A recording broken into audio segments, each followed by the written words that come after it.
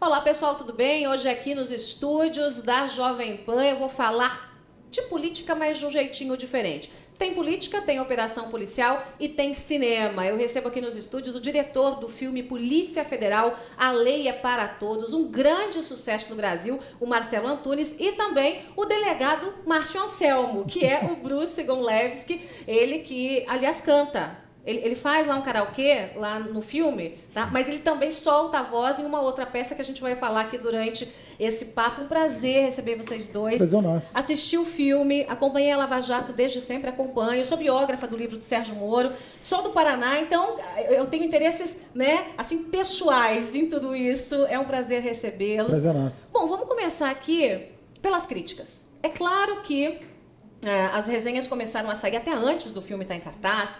E eu vi que inicialmente teve uma bateria de críticas ao filme. E o filme diminui o tamanho do que é a operação, porque o filme não retrata, porque o filme isso, porque o filme aquilo. Quando eu fui assistir, eu falei, tem alguma coisa errada, porque assim, eu não sou necessariamente uma pessoa que não consome informação né? Então, assim, não sou necessariamente uma loira burra na esquina. E eu gostei do filme. Então, ou eu estou assistindo um outro filme, ou os críticos de plantão estão me contando uma história de um outro filme. Como é que você está recebendo isso, Antunes? Na verdade, é o que você disse, né? Já haviam críticas até antes do filme ser lançado. Então você vê que, na verdade, não são críticas ao filme, são críticas à história da Lava Jato, claro, não do filme. A gente sabe que a gente não fez um filme político, mas a gente fez um filme que fala sobre um tema político. Então não tem jeito da gente estar no meio dessa confusão toda e acabar sendo usado como instrumento de um lado ou outro dessa disputa de poder, né? Então já era esperado. Você, Bruce, foi o delegado batizado de Júlio, né? E é engraçado que a Érica virou Bia, né? E claro, os personagens, claramente quem conhece a Operação Lava Jato conseguia definir quem era quem. Por que os nomes reais não foram utilizados nesses personagens da vida real? Na verdade, os personagens são junções de vários personagens, né? O Júlio César, a gente pode dizer que é inspirado no Márcio Anselmo, como a Bia é inspirada na Érica. Mas é um filme de ficção, então a gente se deu a gente se permitiu essa licença poética de mudar o nome, porque são junções de personagens. Então o Júlio César não é só o Márcio Anselmo. Uhum. Tem fatos que acontecem no filme que não foram... Por exemplo, a prisão do Paulo Roberto Costa não foi feita pelo Márcio Anselmo, na vida real. Uhum. Então, porque na Força Tarefa, o Marcelo sempre fala isso, tem mais de 50 delegados envolvidos, então, para a gente concentrar em 4 protagonistas do filme, né, o Júlio, a Bia, o Ivan e o Vini,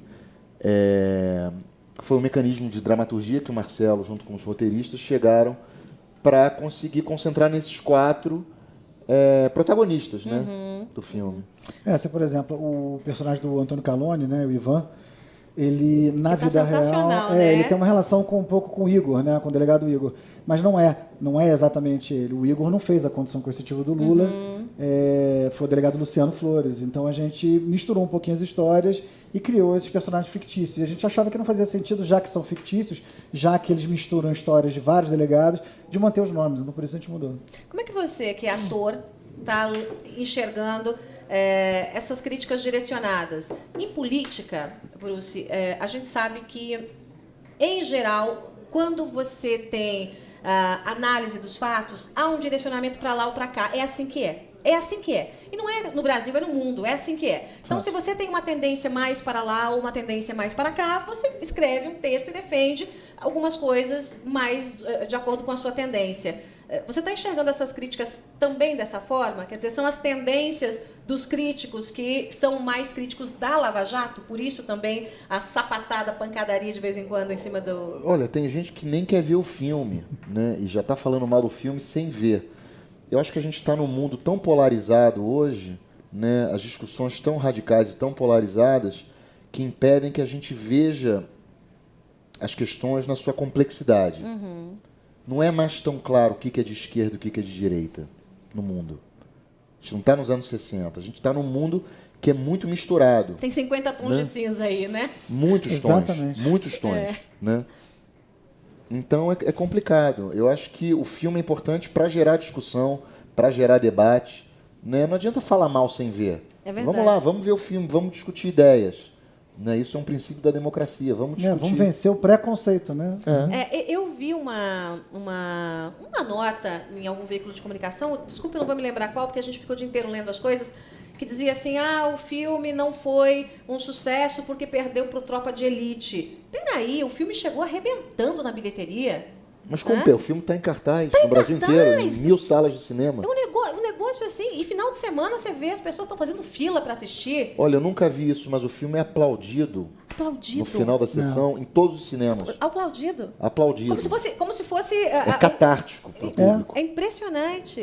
É impressionante. Mas eu acho que tem um objetivo aí, né? Quanto menos pessoas assistirem o filme, melhor, né? Então, né? Melhor para a estratégia como um todo. Como né? é que foi para você comandar esse time, né? Dirigir o filme, que ao mesmo tempo é um filme muito complexo, porque você é uma peça de ficção, pero não mútil, né? Você tem a vida real. Exato.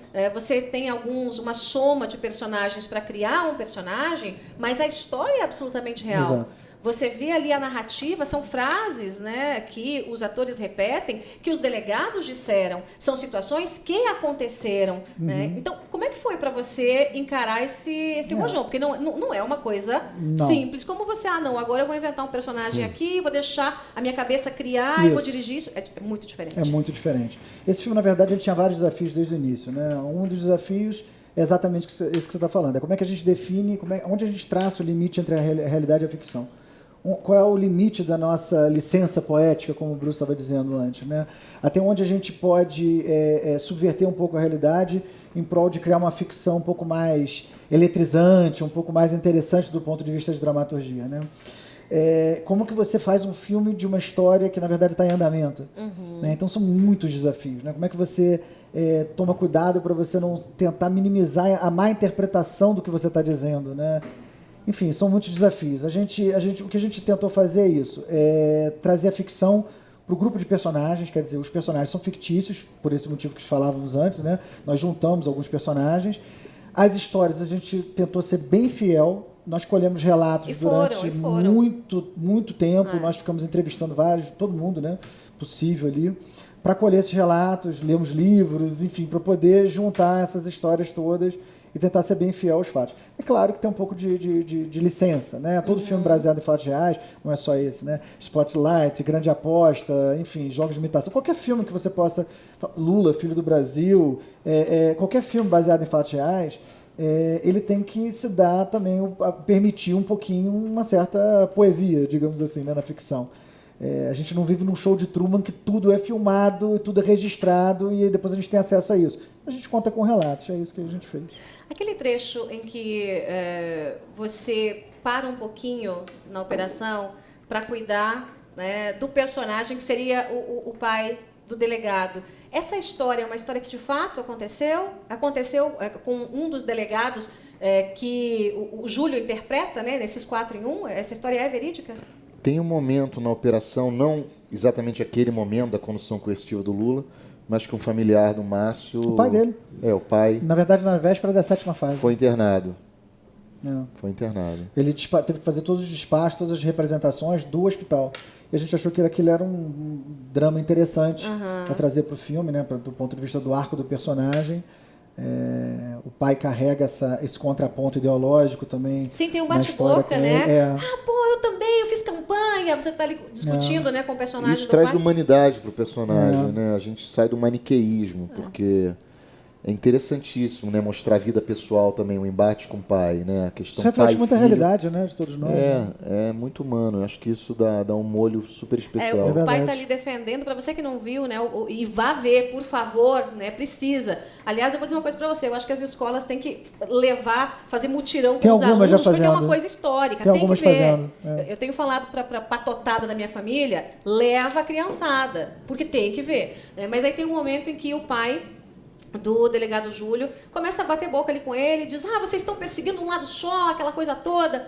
E o delegado bate na mesa assim e diz assim, como? Você não sabe que eu também fiz campanha, eu votei neles, roubaram, e se roubaram vão tudo pra cadeia, porque a gente vai pôr na cadeia. É um momento de confronto para muita gente que se decepcionou com o Estado político, com a política que acabou virando roubalheira no nosso Brasil, né? Esse drama é vivido por milhões Eu de acho que as brasileiros. pessoas se identificam, né? Muito. Porque muita gente se sente assim, traída. Enganada. Né? A gente está num momento difícil ver alguém que nos represente, né? Não há, né? Não há. Não há. Alguém que a gente estamos olha estamos à procura. É. Né? O que foi o seu melhor sabor e a sua maior dor na produção toda do filme? Alguma coisa te colocou assim Não naquele tive momento? dor nenhuma, só alegria. Trabalhar com esse aqui, nenhuma dor, só alegria. Trabalhar com o Marcelo, que é um grande comandante pra gente, um grande diretor, que adora ator, né? Porque os atores gostam de diretores que gostam de ator, que gostam de dirigir ator, né? Que não delegam isso para outras pessoas. O Marcelo é um maestro, ele está ligado na dramaturgia, na luz, em tudo, né? Na estética, na arte, no trabalho dos atores.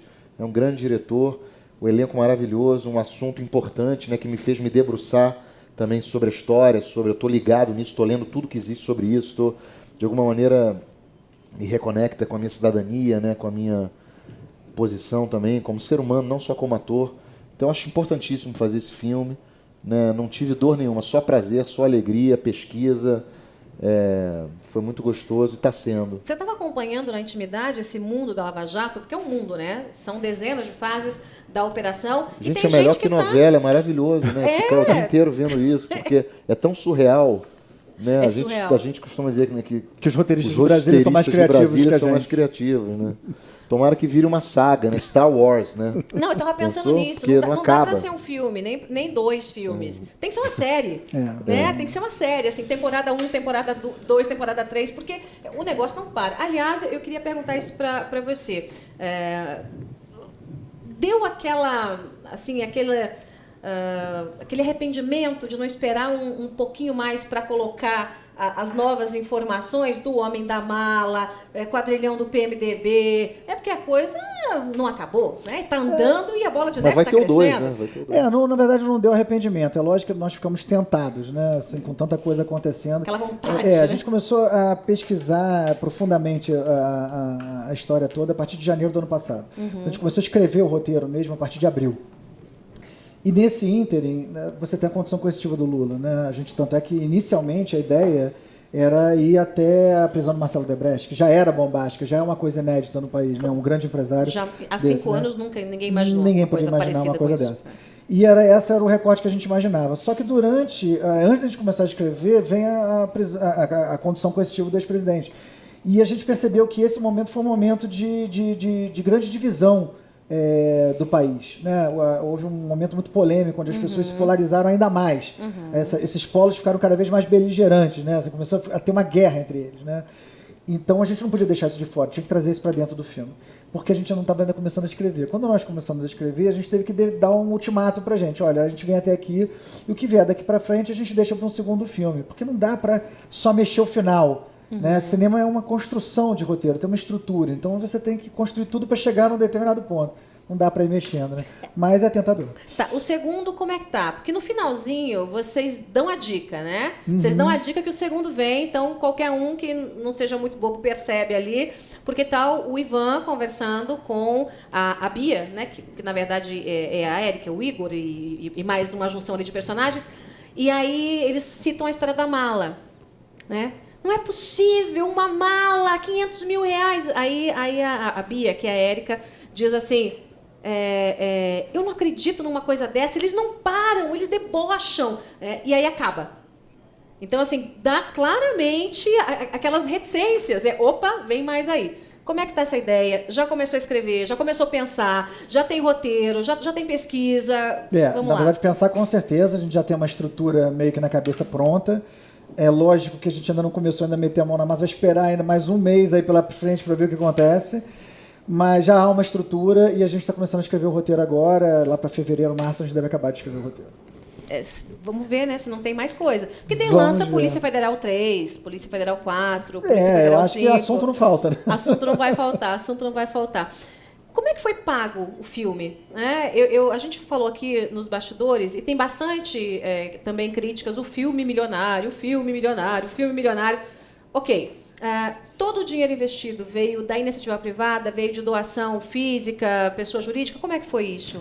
Primeiro até falar sobre essa questão de filme milionário, né? O filme realmente ele está acima da média dos filmes nacionais, mas não é o único que está dentro desse patamar. Vários filmes estiveram dentro desse patamar, dentro dessa faixa de investimento, né? De valor.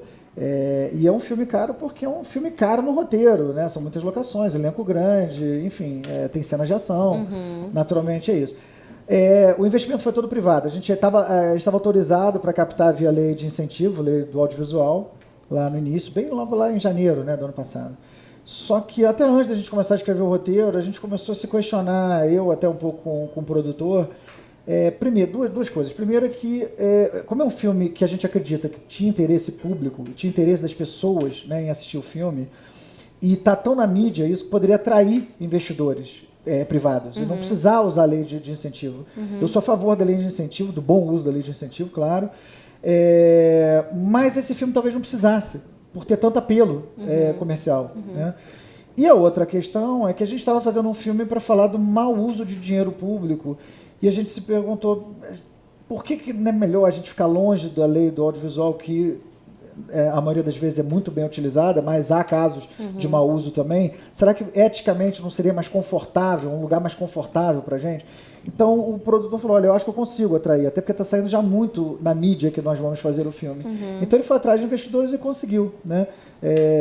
Investidores privados, são todas pessoas físicas, né? Vários investidores que investiram. Esse é o mundo ideal, né? Se as pessoas realmente investissem, o investidor, pessoa física ou mesmo as empresas, investissem diretamente em cultura. E que a coisa andasse pelas próprias pernas. Esse é o objetivo, né? Isso seria isso depende muito do público. Se o público realmente for o cinema, prestigiar o cinema brasileiro e fazer com que a bilheteria seja rentável em termos de investimento, os investidores vão estar, independente de lei de incentivo, que ainda não há essa situação, infelizmente, né? O Bruce, antes de você começar a atuar no filme, estudar o roteiro, aquela coisa toda, e agora, o que mudou para você na visão que você tinha e que você tem da Operação Lava Jato e do trabalho da Polícia Federal? Olha, conhecer esses delegados, né, o Márcio Anselmo, a Érica, o Igor, foi muito importante, porque eu realmente acreditei neles, vi que eles são pessoas simples, comuns, você olha, não diz que são policiais, e que estão realmente a serviço da lei, tentando fazer um bom trabalho. São servidores públicos, né, ali batalhando no dia a dia, investigando. Eu acho que o problema são as esferas mais altas, quando chega no Supremo, né, quando chega no Executivo, quando chega no Legislativo, no Senado, aí que o bicho pega. Esses delegados estão ali a serviço da lei. São heróis, né? Tentando fazer um bom trabalho. Eles são heróis. A gente percebe que assim, a questão da seletividade, né, se há que há, na verdade, né, que eu até acredito que acontece, né? Mas acontece isso que o Bruce falou, né, depois, né? Porque a investigação, ela vai para todos os lados. Agora a questão é que tem pessoas com foro privilegiado. E vocês brincam com isso bastante no filme. Lógico. Tem uma hora que eu acho que você, Bruce, está conversando com a Flávia Alessandra, com a Érica, e ela diz assim, se for para o Supremo, ferrou. Ferrou, assim, porque é isso. Se você pegar a Lava Jato em Curitiba, desses meninos da Força Tarefa, eu chamo de meninos porque é uma turma jovem, cheia de garra e tal, desses meninos da Força Tarefa da Lava Jato, pegar o resultado que Curitiba deu para o Brasil e o resultado que a Lava Jato em Brasília deu para o Brasil, a piada de mau gosto. Mas eu acho brincadeira de mau gosto. Agora, eu acho que isso aí tem algumas questões, né? Eu também, enfim, primeiro eu tinha uma visão assim que era só por uma questão politizada do STF, mas na verdade o sistema é como até a gente diz no filme, o sistema é feito para não funcionar, porque você vê a Suprema Corte Americana, que seria mais ou menos um equivalente ao nosso STF, lá eles recebem 100 casos por ano para serem julgados. Aqui já teve ano que 100 mil casos para serem julgados no STF. Por quê? Por conta do foro privilegiado exagerado que existe no Brasil, que é uma figura, um instituto que quase não existe no mundo, a questão do foro privilegiado. É uma vergonha. Então, e outras questões que não deveriam chegar no Supremo, deveriam ser só questões constitucionais. Mas, enfim, aí com isso eles ficam assoberbados. O próprio sistema, né, de colegiado para eles, né, chega uma denúncia, eles têm que aceitar, para isso tem que fazer uma relatoria, tem que ler todo o caso, tem que apresentar o caso, eles têm que votar só para aceitar a denúncia. Então tudo demora muito. Então realmente é feito para não funcionar. Né? A justiça é feita para não funcionar, mas a de Curitiba funciona. A da Lava Jato funciona. A Polícia Federal arregaçou as mangas dá resultado, como o né? próprio Sérgio Moro diz, O Sérgio Moro também bem interpretado no filme, os trejeitos do Marcelo, aquela coisa toda, é muito parecido, né? Apesar de ele falar muito pouco. Aliás, ele fala pouco. O Sérgio Moro já fala pouco, ele não é de muita conversa, não. Pois né? É o jeitão da madeira. Então, o Sérgio Moro mesmo diz, a Lava Jato aqui de Curitiba é um ponto fora da curva. E é. Tanto que virou filme. Né? Aliás, você ficou zangado uma hora, chutou lá quando um monte de papel, quando não conseguiram inicialmente prender lá o Youssef. Aquilo aconteceu mesmo, Bruce? Não, aquilo foi uma explosão do ator. Não, porque o Júlio tem esse perfil, né? Tem essa personalidade mais explosiva, meio maluco, mais emocional, né? Como você diz, assim, meio maluco, né? Mais visceral, né? Vamos dizer assim, né? Muito intenso. Intenso, né? E ele está a serviço da verdade, está buscando a verdade, tentando elucidar os fatos, né? E isso move ele, né? Por isso que é interessante como personagem, né? É muito visceral. Muito... Não, é sensacional. O personagem chama muita atenção. É o coração do filme. O Júlio é o coração do filme. É o coração. Né? O Ivan é o meio racional, cerebral e o que e o sofre, Júlio inclusive, mais, né? O Ivan sofre, ele fica pensando, tem uma hora que ele está conversando ali, acho que é com a Érica, e ele diz... se não tiver todas as provas, eu não sei se é com você ou com a Érica, não tiver todas as provas, a gente não tem nada. E aí, quem está contracenando com ele diz, não, mas essas informações, não, aqui é só cruzar, tem conta, tem banco, tem isso, tem aquilo. Não, mas eu quero, cadê o papel? Senão eles derrubam a gente. De fato, exatamente o que acontece. Né? Vocês fizeram foi feito um crowdfunding, não foi, no primeiro filme? Foi feito um crowdfunding. Eu nem sei, na verdade, o resultado dele, mas foi feito. Inicialmente, achou interessante que as pessoas pudessem participar disso, né, dessa história, né, contribuindo também, se sentir fazendo o filme também, né? É uma proposta interessante. É um jeito também de começar a ensinar o Brasil a fazer isso. Não é? Que é um modelo bacana.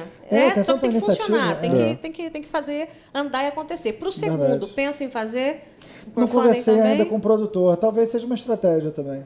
Né? Eu acho que os investidores que investiram no primeiro, todos eles querem investir no segundo. E eu acho que o crowdfunding é interessante também. Né? Números. Está satisfeito com o que temos até agora? Como é que estamos nos números de bilheteria? Estamos indo bem, sobretudo para um ano que é um ano que houve uma redução muito grande, né, na bilheteria do cinema. Né? O cinema esse ano está sofrendo com a crise, não podia ser um segmento fora da realidade. Né? Ele também está sofrendo com a realidade, mas estamos com números muito bons. A gente começou, o primeiro final de semana foi a maior abertura de cinema nacional desse ano e também está caminhando para ser possivelmente a maior bilheteria desse ano. Então, está indo bem. E no próximo, Bruce? Você já está animado? Eu tô louco para fazer. Espero que eles me coloquem no próximo. Eu tô louco pra fazer. O Júlio tem que estar no próximo, com certeza. Não tem como. E um personagem que me chamou a atenção, para a gente caminhar para o fechamento, foi o Youssef. O Youssef é exatamente aquela mala que é apresentada no filme. Mas tem humor, né? Engraçado, né? É um bandido mais... Sabe, aquela coisa do bandido malandrão. Tem uma coisa de Zé Carioca, tem uma coisa, né? Então ele fica tirando onda de todo mundo, né? E não sei o que. Ele tira onda do Ivan. Tá gordo, né, Ivan? Isso foi baseado em relato real, né? O Youssef é essa mala mesmo. É essa mala. Quem acompanhou o caso Banestado sabe. Tanto ele como a Nelma Kodama, que era a amante dele, também outra mala maluca. Surreal, uma que deu uma reboladinha na CPI, estava sendo ouvida na CPI. Cantor Roberto Carlos. Totalmente doida, né? Então, foi muito bem retratado. E a gente, certamente, no Polícia Federal 2, A Lei é para Todos, teremos aí a continuidade, porque tem a condenação do ex-presidente Lula à prisão, ainda não tenha sido condenado pelo Tribunal Regional Federal da 4ª Região, mas deve acontecer a confirmação, porque essa é a matemática, é assim que tem sido, né, no TRF. Eles têm, geralmente, assinado embaixo das sentenças do Moro. Então, tem condenação do ex-presidente Lula, tem o caso do quadrilhão do PMDB, tem a denúncia do quadrilhão do PT, tem o caso envolvendo o PSDB...